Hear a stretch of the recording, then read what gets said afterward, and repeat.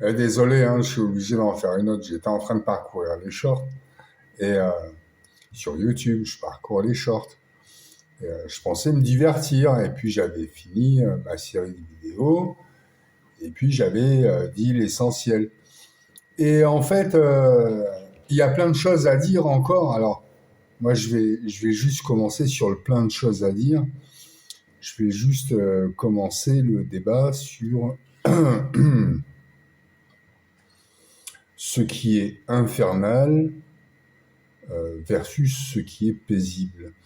Et avec l'industrie, l'apparition de la métallurgie, on entend des soudeurs disent que ceci, cela, c'est leur vocabulaire en fait qui vient de me choquer, alors que la brasure déjà, ça sent bien l'enfer depuis que j'ai 6 ans ou 4.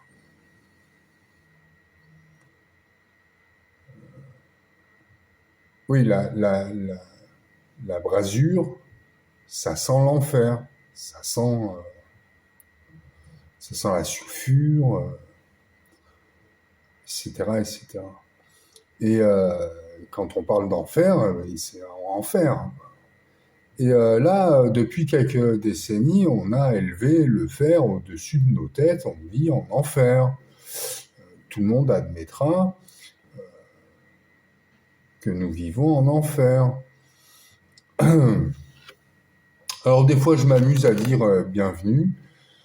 Je vais vous accompagner puisque on en est là. C'est surtout aux psychiatres que je pense, vous aurez deviné.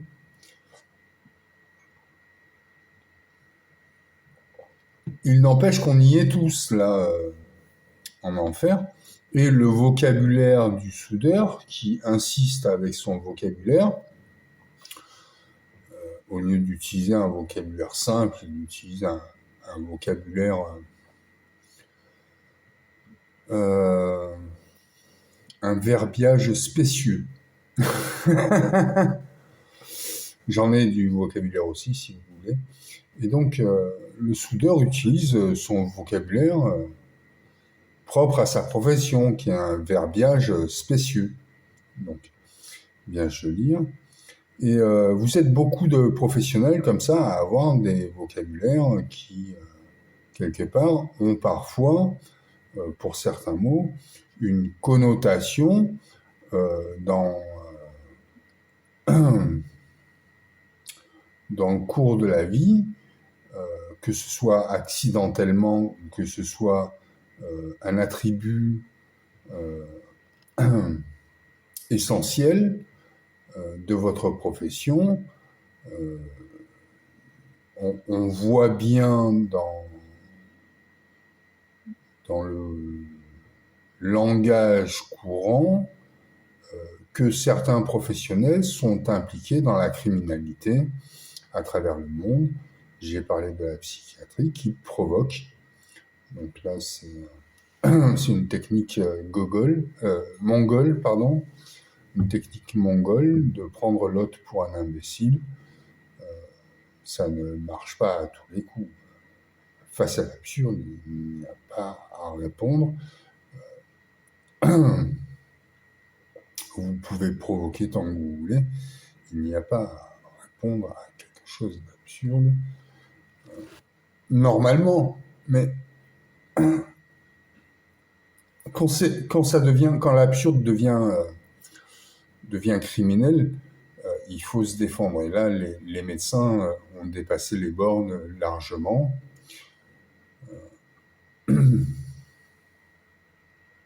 Je suis harcelé, empoisonné, séquestré, torturé, violenté depuis 26 ans, sous couvert. Ce serait par des criminels ou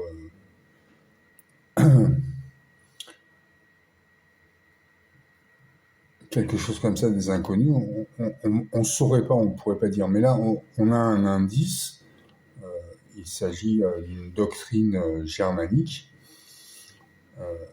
qui a pris le pouvoir sensiblement après la Révolution française. Donc on en connaît tous les tenants et tous les aboutissants en France, si vous voulez. Qui s'est infiltré en France, donc. Et j'ai observé tout ça avec beaucoup d'attention, j'ai pris patience, j'ai été à l'écoute de mes interlocuteurs qui sont bêtes comme choux.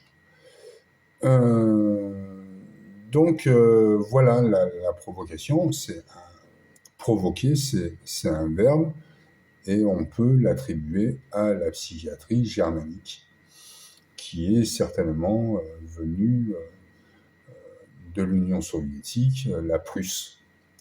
C'est euh, c'est une technique mongole qui a été enrichie par les Prudiens, sensiblement il y a 3 ou 4 millénaires.